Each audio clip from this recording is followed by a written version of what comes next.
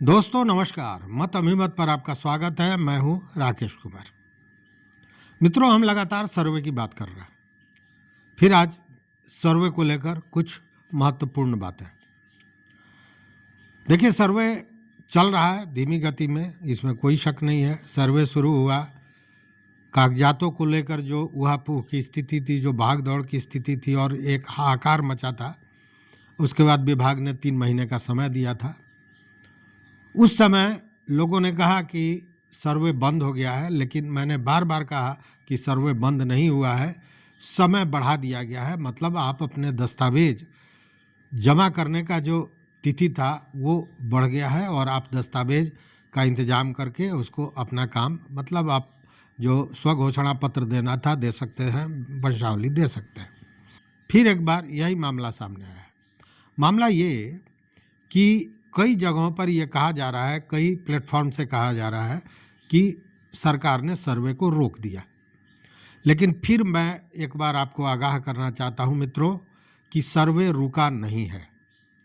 पिछले दिनों आपको याद होगा कि राजस्व एवं भूमि सुधार मंत्री दिलीप जायसवाल ने कहा था कि सर्वे का समय और बढ़ाया जा सकता है। सर्वे का समय बढ़ाए जाने से मतलब है उस समय का जिसके सीमा के भीतर आपको दस्तावेज जमा करना था। साथ में यह भी कहा गया था, जो बड़ा शंका पैदा कर दिया था, एक भ्रम पैदा कर दिया था। मंत्री ने यह कहा था कि सर्वे को सरल बनाने के लिए, आसान बनाने के लिए, जिससे किसी भूधारी जो है उनको परेशानी ना हो, एक नया कानून लाया जाएगा। और इस कानून का जो दस्तावेज है, जो प्रक्रिया है, वो चल रही है, दस्तावेज बनाया जा रहा है और अगली कैबिनेट में इसको सरकार से मंजूरी मिल जाएगी और नए सिरे से सर्वे होगा। नए सिरे से सर्वे होगा, फिर समय भी बढ़ाया जाएगा। ये सारी चीज़ें कहीं ना कहीं भ्रम पैदा कर रही थी, लेकिन आप कहीं से भ्रमित न हों। मैं बताना चाहूँगा मित्रों कि सर्वे का तिथि फिर एक बार 3 महीना बढ़ने जा रहा है। इसकी घोषणा मुक्त कंठ से तो नहीं हुई है या कोई आदेश इस तरह का अब तक नहीं आया है, लेकिन बातें स्पष्ट है कि यह 3 महीना और बढ़ने जा रहा है। और ये 3 महीना क्यों बढ़ने जा रहा है, इसके पीछे जो सबसे बड़ा कारण बताया जा रहा है वो ये है कि अभी तक बहुत से ऐसे किसान हैं, भूधारी हैं, जिनके पास पुराने कागजात, दस्तावेज नहीं हैं। किसी न किसी कारण से वह दस्तावेज गुम हो गया। बहुत पुराने समय में रख रखाव में गड़बड़ी के कारण किसी के यहाँ बाढ़ आ गई, किसी के यहाँ अगलगी आ गई, किसी के यहाँ चोरी हो गई। उस स्थिति में उनके पास दस्तावेज नहीं है और दस्तावेज को उपलब्ध कराने में उनको बड़ी भाग दौड़ हो रही है और समय लग रहा है। इसको लेकर यह समय बढ़ाने की बात चल रही है। लेकिन पिछले दिनों भी मैंने कहा था और फिर आज एक बार कह रहा हूँ कि केवल यही कारण नहीं है। कारण यह है कि सरकार को भी यह समझ में आने लगा है, विभाग को भी यह समझ में आने लगा है कि जो प्रक्रिया सर्वे के लिए अपनाई जा रही है, जो नियमावली तैयार किए गए हैं, जो कानून बनाए गए हैं, उसमें यह सर्वे संभव नहीं है। और खासकर तब जब राजस्व विभाग के पदाधिकारी, कर्मचारी एक तरह से कहें कि पूरी तरह इसका या तो कहें कि विरोध कर रहे हैं या यूं कहें कि इसको भ्रष्टाचार का गंगोत्री मान लिए हैं और लोगों को भ्रमित करके, लोगों को भयादोहन करके पैसे की उगाही की जा रही है।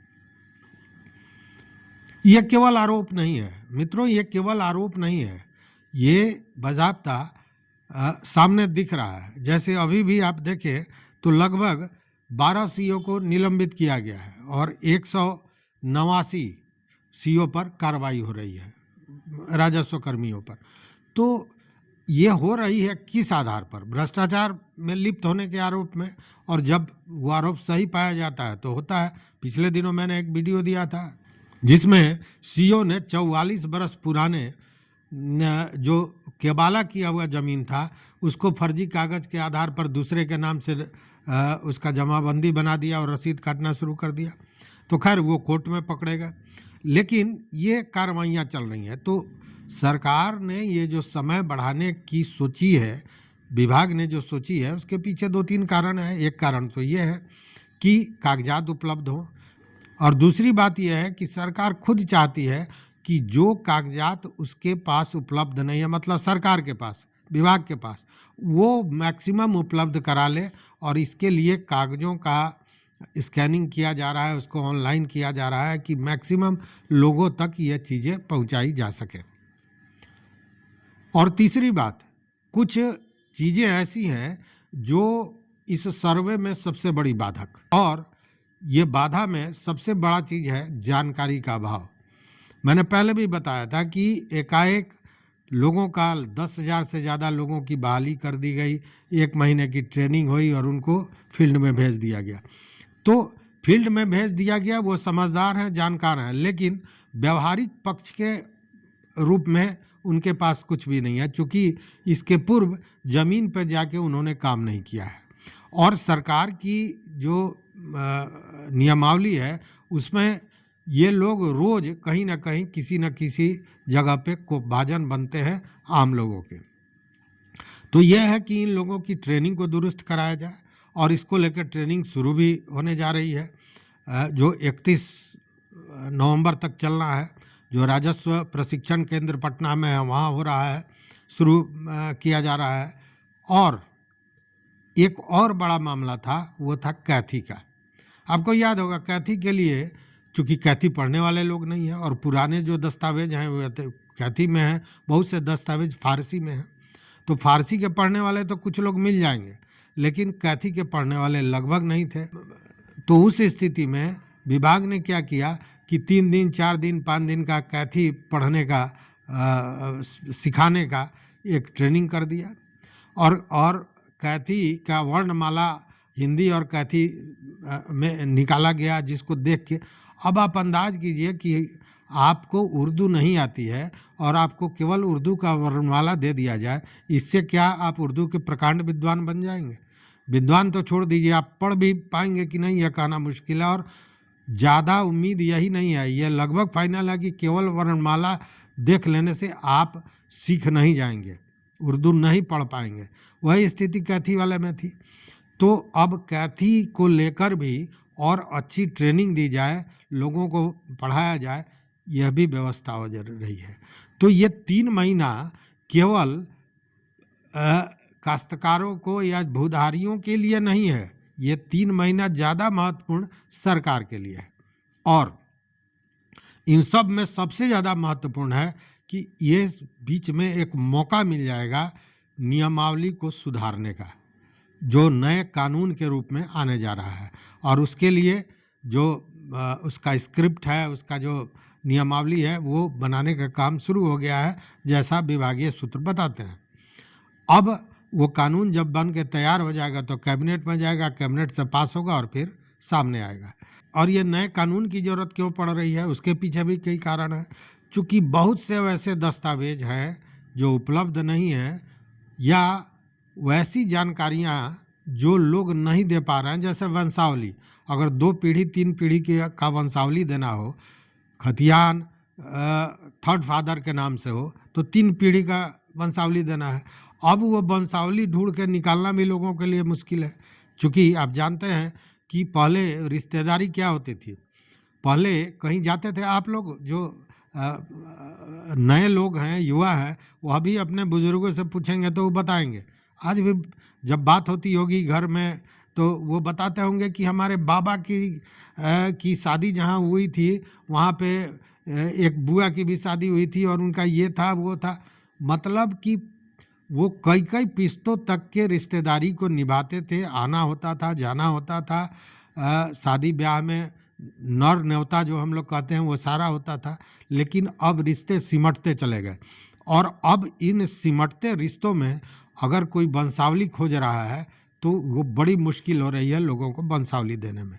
तो कहीं ना कहीं इन सारे चीज़ों पर भी नए कानून में फोकस होगा। अब किस तरह होता है, क्या चीज़ें निकल कर सामने आती हैं, देखने वाली बात होगी।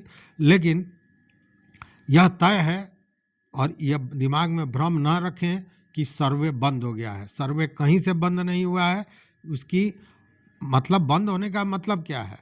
बंद होने का मतलब ये कि पहले जैसे 3 महीने के बाद उसकी स्क्रीनिंग करनी थी, उसको चेक करना था दस्तावेज़ों को, ये प्रक्रिया अभी नहीं होगी। अभी आप दस्तावेज़ जमा कर सकेंगे, वह बंद नहीं है। सर्वे का बंद ये मत समझिएगा कि आप दस्तावेज़ जो आपको जमा करना है वो नहीं कर सकते हैं। आप ऑनलाइन, ऑफलाइन सब कर सकते हैं।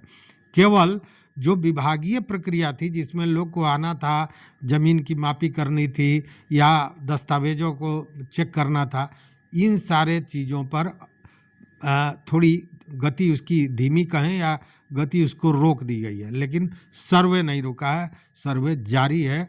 इसलिए इस भ्रम में आप घर में बैठ जाएं और कागज़ों का तलाश नहीं करें, तब कहीं न कहीं फिर आपके लिए परेशानी का सबब होगा। इसलिए अपने कागज़ों का तलाश करते रहें, कागज़ मिल जाए तो आप उसे ऑनलाइन, ऑफलाइन जैसे जमा करना है वो भी करते रहें या फिर करते रहें और उसके बाद इंतज़ार करें नए कानून का। नए कानून में जैसा मंत्री का कहना है कि वो इसे और सरल बना रहे हैं, तो क्या सरल बना रहे हैं यह भी देखने वाली बात होगी। और यह भी देखने वाली बात होगी कि नया कानून कब तक बन के तैयार हो जाता है। अब कहीं शिक्षा विभाग की तरह आनन फानन में बना लिया गया नियमावली जिसकी व्यवहारिक पक्ष को नहीं देखा गया, तो फिर परेशानियां बढ़ेंगी। और तब जब कागज़ नहीं है, तब जब राजस्व कर्मी और राजस्व अधिकारी जो है वो सरकार के जो नियम है, जो नियमावली है, सरकार का कार्य का पद्धति है, उसको पूरी तरह उसका पालन नहीं कर रहे हैं। भ्रष्टाचार तो आप जान ही रहे हैं कि किस कदर बढ़ा हुआ है। तो इन चीज़ों में सर्वे होना मुश्किल होगा।